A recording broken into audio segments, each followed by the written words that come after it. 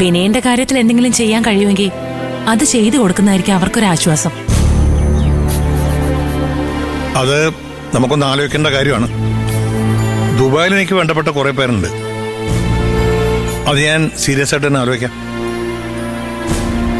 അല്ല, വിനയനെ രക്ഷിച്ചുകൊണ്ട് വരണമെന്ന് ചീരുവിന്റെ അച്ഛൻ്റെ ഒക്കെ തീരുമാനമാണോ അനു? അങ്ങനെ ഒരു തീരുമാനമൊന്നും ആരും എടുത്തിട്ടില്ല ചേച്ചി. വിനയന്റെ അമ്മയോടും അങ്കിളിനോടും തോന്നിയ സിമ്പതി കൊണ്ട് പറഞ്ഞതേ ഉള്ളൂ. പിന്നെ ഞാൻ അത് പറയാനാ വന്നേന്ന് ആരും വിചാരിക്കണ്ട.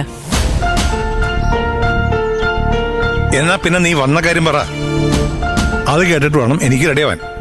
എറണാകുളം വരെ പോകാനുള്ളതാ അത്യാവശ്യമായിട്ട്. ഞാൻ നമ്മുടെ അച്ഛന്റെ കാര്യം സംസാരിക്കാനാ ചേച്ചി വന്നത്.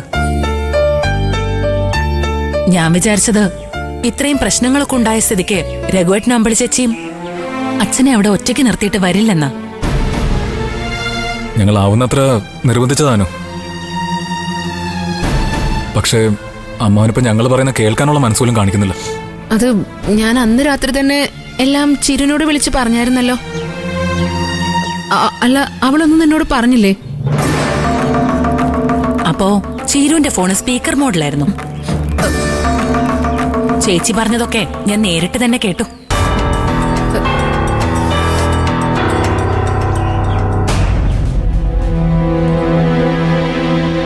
അതിനു മുമ്പ് തന്നെ അവൾ എന്നോടെല്ലാം പറഞ്ഞിരുന്നു. എല്ലാം.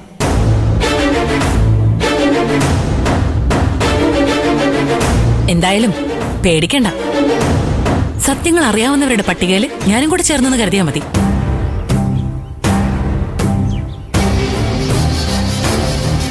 എന്റെ വായിന്ന് ഇതെന്തായാലും മറ്റാരും അറിയില്ല.